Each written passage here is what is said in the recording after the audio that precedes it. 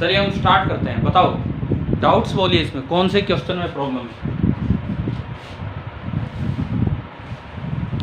Question number 15 question number, एक बार चलो doubts आप बोल ही दीजिए ताकि हम उन्हें लाइन से ले सकें। एक से तो हाँ बोलो क्या? Question number 6। क्वेश्चन नंबर 6 एक ने बोला, क्वेश्चन नंबर 15 और बताओ।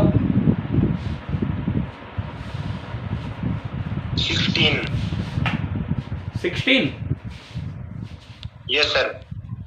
15 भी है क्या? 15 भी है? Yes sir. ठीक है, बस 3 ही है, कोई और भी प्रॉब्लम है? एक सेकंड मैं इससे निकाल देता हूँ ये। सबसे पहले हम आते हैं क्वेश्चन नंबर 6 पे। ऑप्टिक्स ऑप्टिक्स ऑप्टिक्स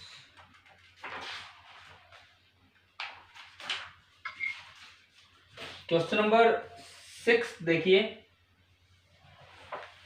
क्या ये कल आपकी क्लास में डिस्कस नहीं हुआ था क्या? ये वाला 6 जो है हुआ था सर, है ना? हमने वो टक्कर करवा के काउंट किए थे कि कितने हो गए, तो 6 तो हो ही चुका है कल। भाई किसने पूछा है 6 तो हो गया था शायद हमारा डिस्कस। किसने पूछा है 6? एक बार रिपीट करने के लिए कहा। अच्छा ठीक है, देखो इसमें यूं था कि एक 100 सेंटीमीटर लेंथ के 2 प्लेन मिरर्स थे और उनके बीच का ये गैप केवल 10 सेंटीमीटर था।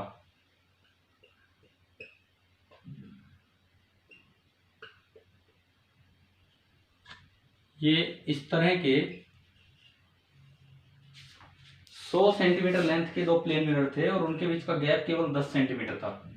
और एक इंसिडेंट रे आ रही है, नीचे वाला मिरर बी है, ऊपर वाला ए है, और बी पे कॉर्नर पे 45 डिग्री पे रे आके टकराई।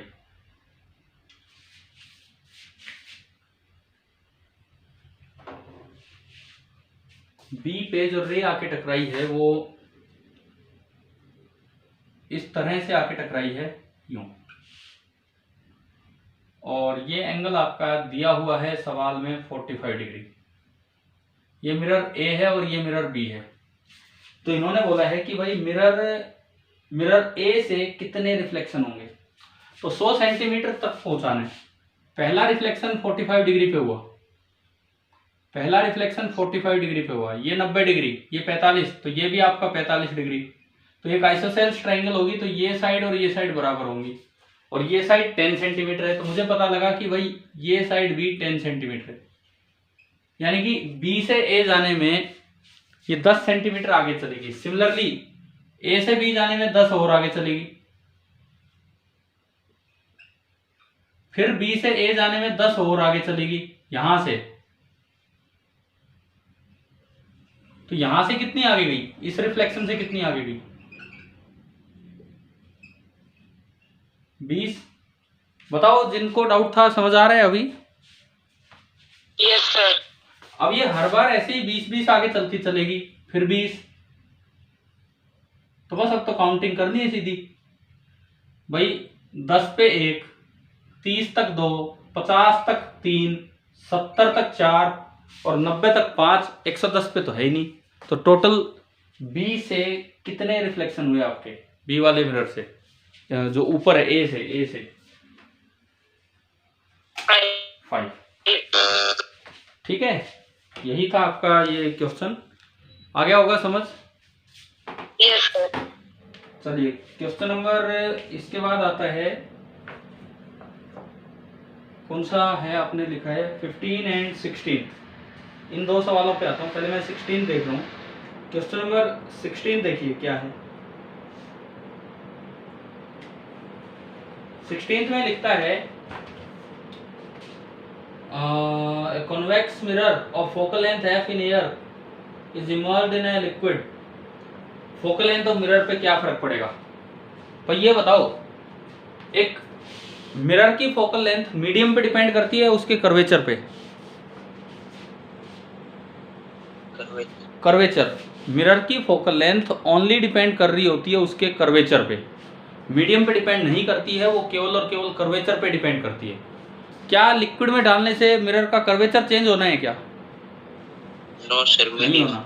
तो फोकल लेंथ पे कोई फर्क नहीं पड़ेगा। मतलब आप एक चीज याद रखें, लेंस की फोकल लेंथ चेंज हो जाती है मीडियम चेंज होने से, लेकिन मिरर की फोकल लेंथ चेंज नहीं हुआ करती है। तो ये पॉइंट दिमाग में रखना। चलो भाई आगे ये समझ में। क्वेश्चन नंबर 16 था आपका, है ना सर? चलिए 15 पे आते हैं। 15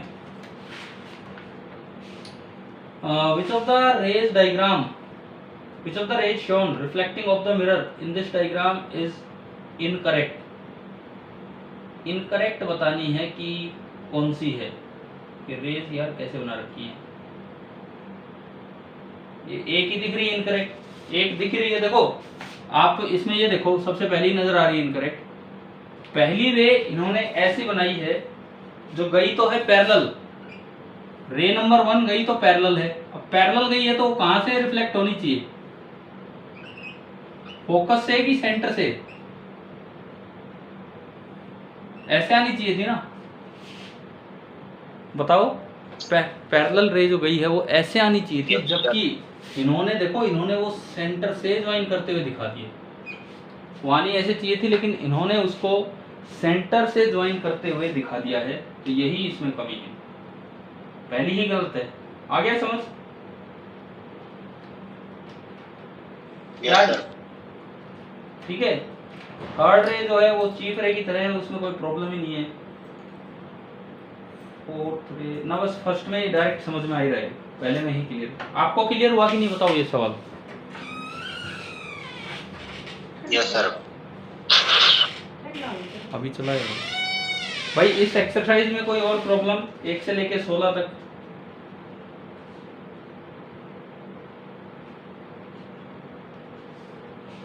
बताइए मुझे, अगर इसमें कोई और डाउट है तो 1 से 16 हो गए सारे डाउट्स क्लियर?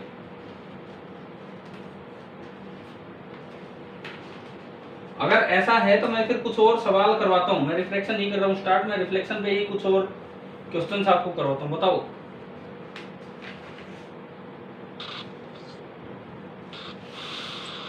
Yes sir. ठीक है, तो अभी लेते हैं 1 सेकंड।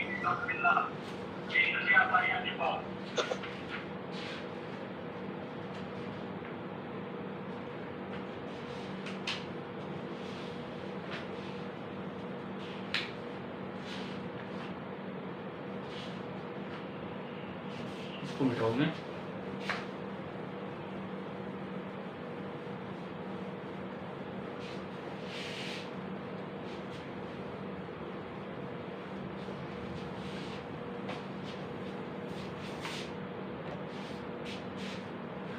देखो जैसे मान लो एक 20 सेंटीमीटर कर्वेचर का ये मिरर दिया है। ये कॉनकेव है कि कॉन्वेक्स है, ये बताओ।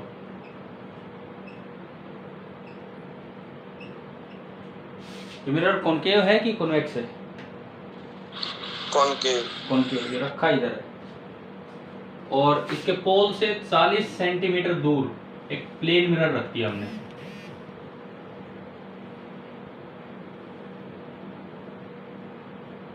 इसके पोल से 40 सेंटीमीटर दूर एक प्लेन मिरर रख दिया और एक ऑब्जेक्ट रखा है इसके पोल से 15 सेंटीमीटर दूर।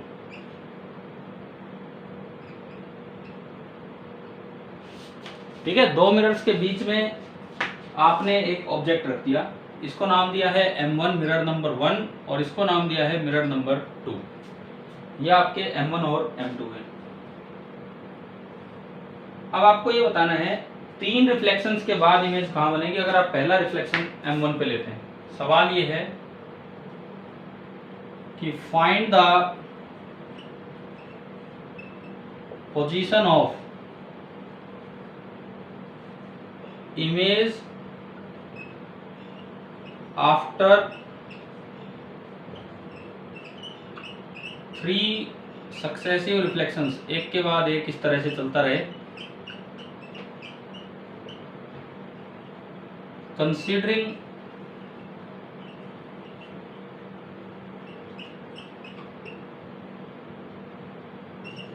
First reflection on M1। एक बार अभी कितने बच्चे प्रेजेंट हैं पार्टिसिपेंट्स?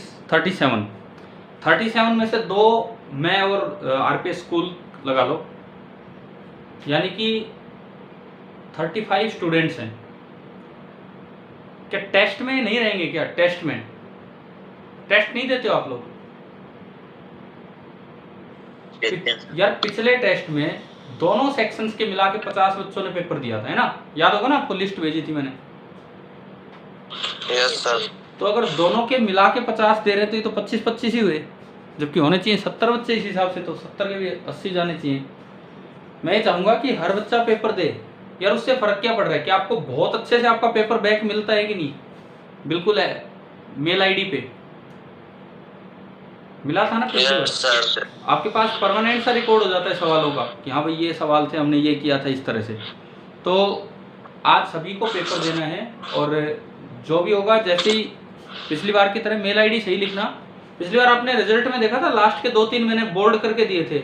लास्ट के 2-3 जो मार्क्स नहीं आ रहे थे उन्होंने कैसे अपना अपना नाम लिखा था, है ना? कुछ बकवास कर रखी थी ना 2-3 बच्चों ने। Yes sir. हाँ, तो वो देखो, मैं तो उम्मीद नहीं करता हूँ आप 10th के अच्छे बच्चे हो, इस तरह की कोई चीज़ ना हो। वहाँ पे कोई भी बकवास होगी वो फिर सामने हाईलाइट होगी। वो चलो अभी नहीं पता लगता हमें किसने किया है, लेकिन आप ऐसा करते क्यों हैं? जो एब्सेंट है उनमें से ही कोई होगा, हम तो यही एक्सपेक्ट करते हैं फिर। तो सभी को अच्छे से पेपर देना है, करेंगे तैयारी। चलिए ये स्टार्ट कीजिए आप।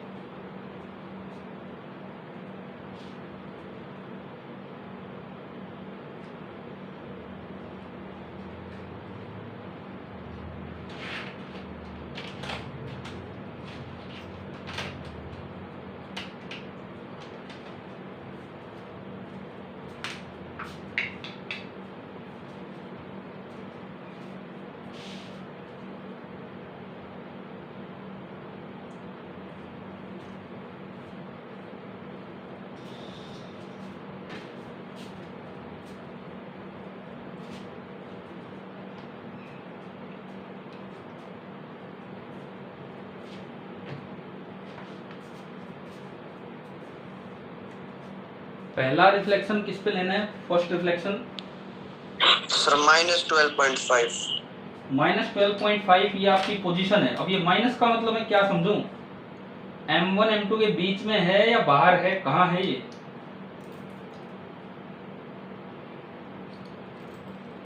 -12.5 जो आपने बताया है कहाँ ये इमेज? बीच में। और किससे 12.5? इससे 12.5 कि उससे 12.5? M1 से 12.5 कि M2 से 12.5?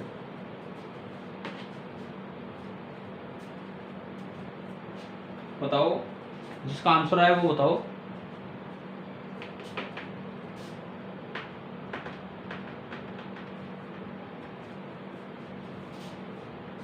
हाँ बताओ यार। -12 या जो भी है, कहाँ से है? माइनस इस तरह आंसर नहीं देना है आपको, ये बताना है M1 M2 के बीच में है या बाहर है, और M1 या M2 किससे कितनी दूर है, ये आंसर होगा। M1 से 12 सेंटीमीटर पीछे। 12 सेंटीमीटर पीछे। चलिए देखते हैं। फर्स्ट रिफ्लेक्शन आपको लेना है इस पे, तो हम अपना सॉल्यूशन स्टार्ट करें। सबसे पहले फर्स्ट रिफ्लेक्शन M1 पे, तो ये M1 ऐसे रखा है, सॉरी ये बाहर की तरफ दिखाना है पॉलिशिंग। M1 ऐसे रखा हुआ है, तो ये वाली डायरेक्शन पॉजिटिव होगी, और ऑब्जेक्ट यहाँ रखा है 15 सेंटीमीटर पे। तो U कितना बताओ? U कितना?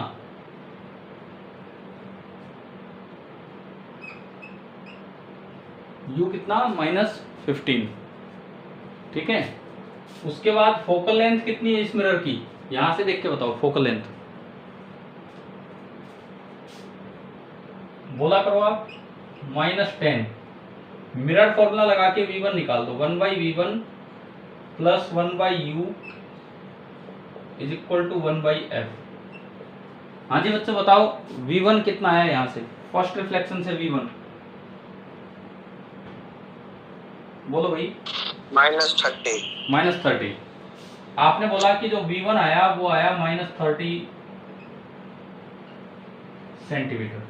अच्छा, -30 का मतलब है कि ये 30 सेंटीमीटर इधर कहीं, यहाँ ये पहली इमेज है, यहाँ से 30 सेंटीमीटर पीछे। अब इस डायग्राम में आप आओ, यहाँ से 30, ये आपकी I1 है, तो प्लेन मिरर से कितनी रहेगी? प्लेन मिरर से तो ये 30 सेंटीमीटर है, तो प्लेन मिरर से कितनी दूर है? बताओ। प्लेन मिरर से 10 सेंटीमीटर है ना, दिख रहा है ना ये। अब ये सेकंड रिफ्लेक्शन के लिए ऑब्जेक्ट का काम करेगा, तो प्लेन मिरर की तो इमेज बनानी बड़ी आसान है। अगर 10 इधर ऑब्जेक्ट है तो 10 उधर इमेज बन जाएगी। तो अगली जो इमेज बनेगी I2 वो पीछे बनेगी 10 सेंटीमीटर पीछे। सेकंड रिफ्लेक्शन तो बड़ा ही सीधा है। ये I1 है 10 सेंटीमीटर इधर, तो आप I2 पे जाएंगे 10 सेंटीमीटर इधर। ये आपका हो गया सेकंड इमेज। अब थर्ड रिफ्लेक्शन के लिए देखो, थर्ड रिफ्लेक्शन के लिए वो I2 कितनी पीछे हो गया? 40 तो ये और 10 और, तो ये है I2 50 सेंटीमीटर पीछे। तो आपका जो U है वो है -50 सेंटीमीटर। F आपका वही है -10 सेंटीमीटर। बताओ भाई यहां से B कितना है? बताओ, आपने सोल्व किया होगा, जिस बच्चे ने सोल्व किया, यहां से V कितना आया?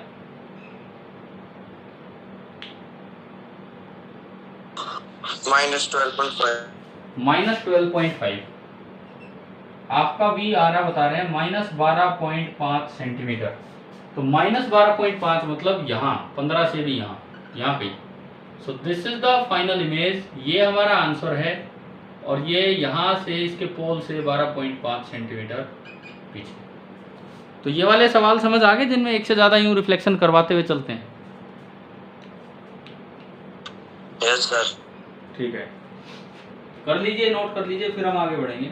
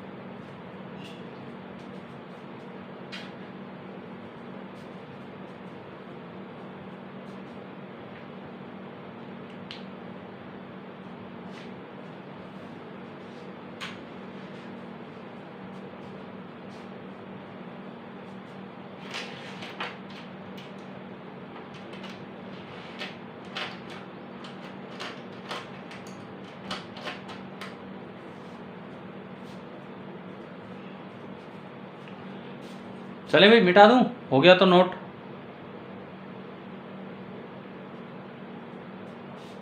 Yes sir. ठीक है,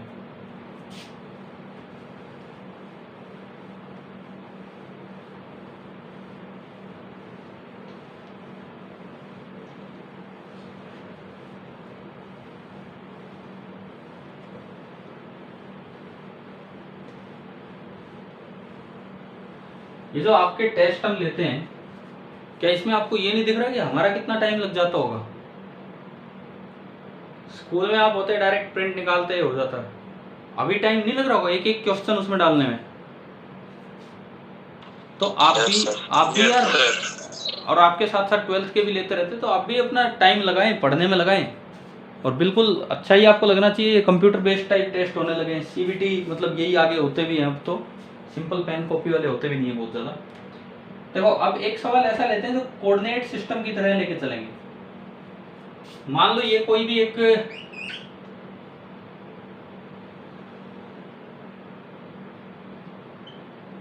कॉनकेव मिरर दिया, बोला गया है ये ओरिजिन है, ये एक्स एक्सिस ओरिजिन बोलने की क्या जरूरत है, वैसे दिखा दिया। ये कॉनकेव मिरर है और इसके साथ एक्स वाई एक्सिस दिखा दिए, और इस कॉनकेव मिरर का radius of curvature that is 10 centimetre. Radius of curvature इसका है 10 सेंटीमीटर। अब इसमें ऑब्जेक्ट की पोजीशन दे दी, ऑब्जेक्ट की पोजीशन दे दी -40 सेंटीमीटर, 1 सेंटीमीटर। ये आपको ऑब्जेक्ट की पोजीशन दे दी, तो आपको निकालना है find the position of image. इस तरह से सवाल पूछ लिया जाए।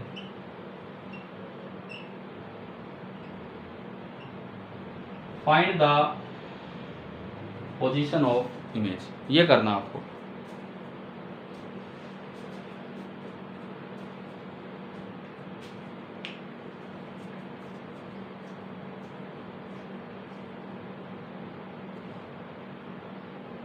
पहले तो अपने ऑब्जेक्ट को पहचानिए कि वो ऑब्जेक्ट है कहाँ ये।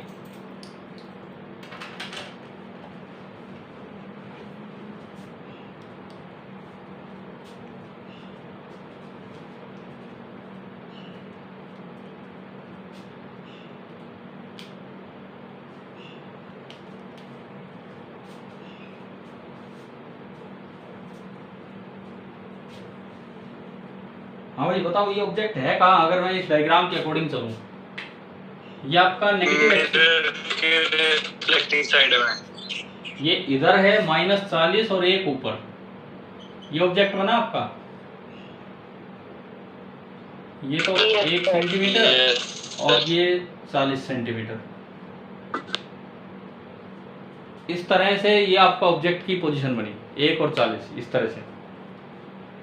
तो हाइट वाली बात तो बात की है, ये तो बात बाद में करेंगे। सबसे पहले मैं पोजीशन निकालूं।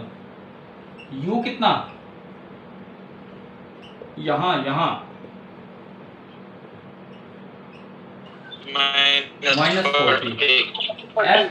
एफ कितना बताओ?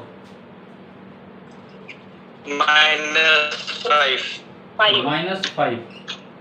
चलिए सोल्व कीजिए, वी निकालिए। मिरर इक्वेशन लगा के वी निकालो यहां से।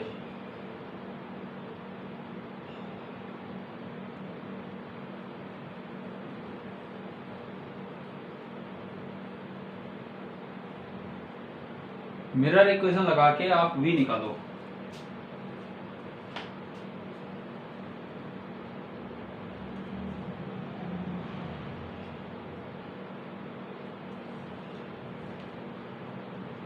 One by V plus 1 by -40 1/-5। यहां से मुझे बता दीजिए, फ्रैक्शन में ही बता दो कि v कितना आ रहा है। एलसीएम 50 लेके 8 1 7, शायद तो ये आ रहा है। देखना एक बार, ये आ रहा है क्या? Yes sir. v आ गया -40/7। -40/7 तो 40 से तो कम है। इसका मतलब जो इमेज होगी वो यहाँ कहीं होगी, इस लाइन पे होगी। तो उसका x कोऑर्डिनेट तो मेरे पास आ गया पीछे की तरफ 40/7। अब इधर है तो रियल इमेज है कि वर्चुअल है? रियल है तो इन्वर्टेड होती है, यानी कि अगर ये ऑब्जेक्ट मैं ऐसे मानूं तो इमेज नीचे बनेगी। यानी कि मैं अगर इसको यूं मान लूं, मुझे नहीं दिया लेकिन मैं यूं मान लूं कि ये एक ऑब्जेक्ट रखा है यूं, जिसकी हाइट है 1 सेंटीमीटर, तो यहाँ एक इमेज बनेगी नीचे की तरफ। समझ गए? Yes sir. एक इमेज बनेगी नीचे की तरफ और छोटी बनेगी। क्यों? क्योंकि यू वी कम है। अब देखो, आप पहले मैग्निफिकेशन निकाल लो। फॉर्मूला था हमारा -v/u, ये हमने लगाया सर। माइनस ऑफ v है -40/7 और u कितना था -40।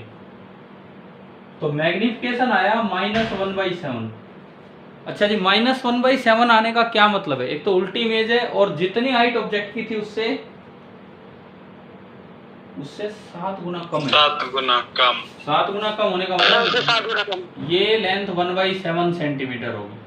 तो इस पॉइंट की जो इमेज बनेगी वो यहाँ बनेगी, ये बनेगी। तो बताओ भाई, इमेज के कोऑर्डिनेट क्या है? -40/7 बाय -1/2 1/7 -40/7 एंड -1/7। तो यही सेम क्वेश्चन कोऑर्डिनेट्स में कैसे पूछे जा सकते हैं, समझ आ गया आंसर कैसे निकाला हमने? Yes sir. ठीक है, कीजिए, नोट कीजिए।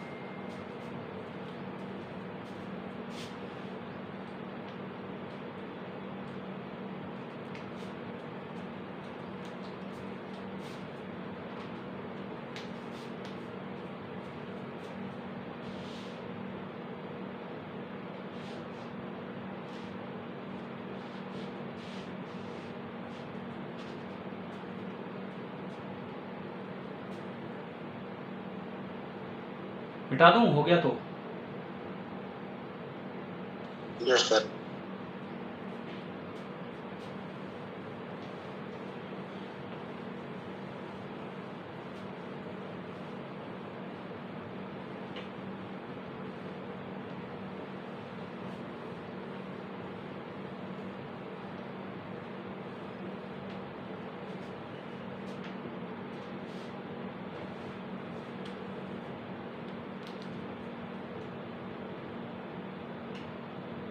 अब देखो,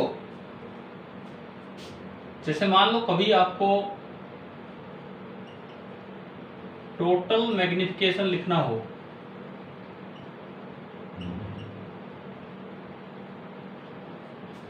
इन सक्सेसिव रिफ्लेक्शंस,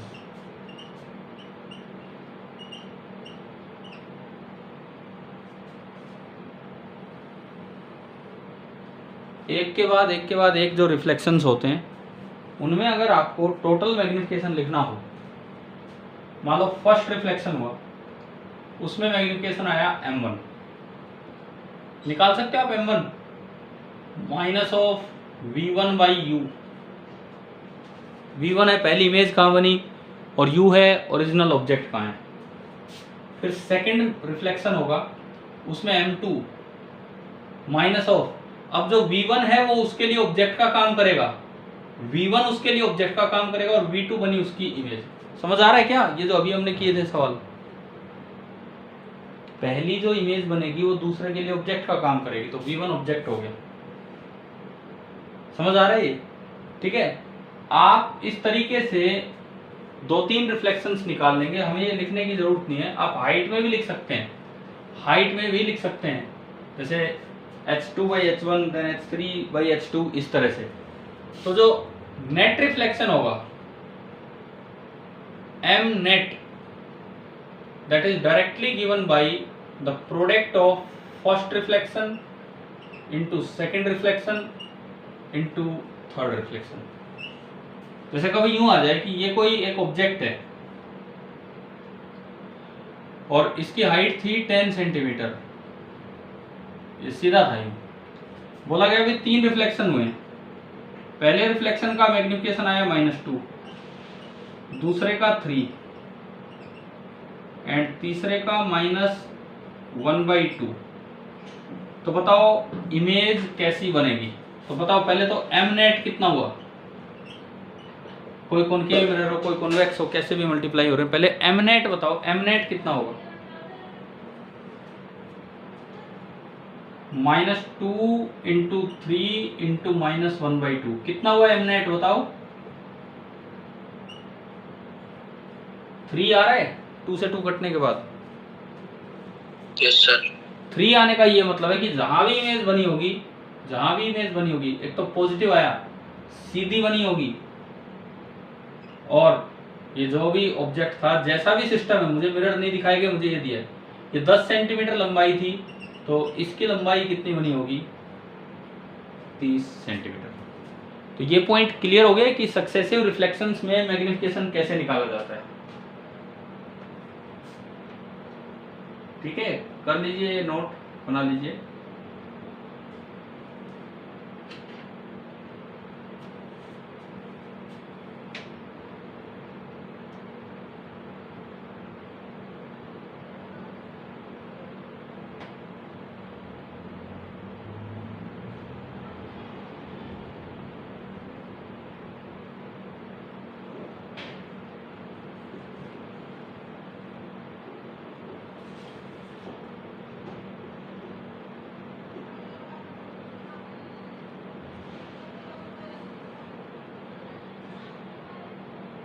हो गया क्या, बताओ?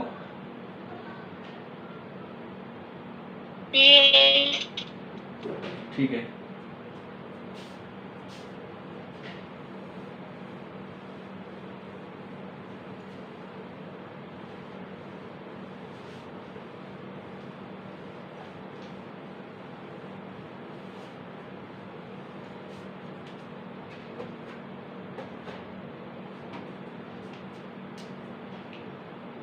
मतलब मैग्निफिकेशन के जो आपके फॉर्मूले हैं, जो हमें याद होने चाहिए, पहला फॉर्मूला है -v/u।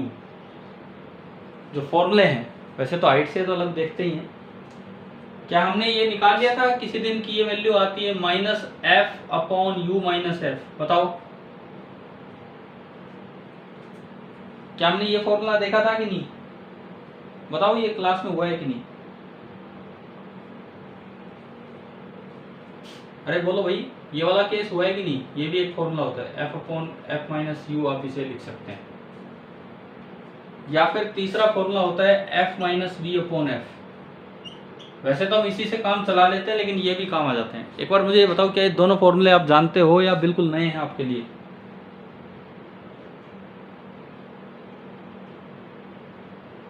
बोलो, नहीं पता तो मैं बताऊंगा कैसे आए थे।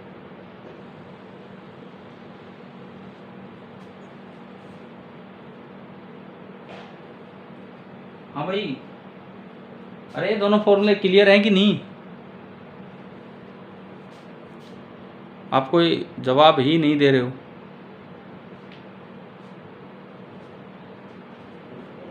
देखो ये कैसे आए थे, मैं एक बार रिपीट कर देता हूं किस तरह से आए थे। 1/v + 1/u = 1/f था, और हम जानते हैं मैग्निफिकेशन होता है -v/u। दोनों साइड आप v से मल्टीप्लाई कर दो, तो ये बना v/v + v/u = v/f। v/v 1 + v/u = v/f। यहां से v/u आ गया v/f -1। v/u आया, आपने एलसीएम लिया, एलसीएम f, v - f। ये आपका v/u निकल के आया, आपने दोनों साइड v से मल्टीप्लाई किया, v/u। ठीक है, अब जो मैग्निफिकेशन होता है उसका फॉर्मूला होता है -v/u, यानी कि -v - f/f।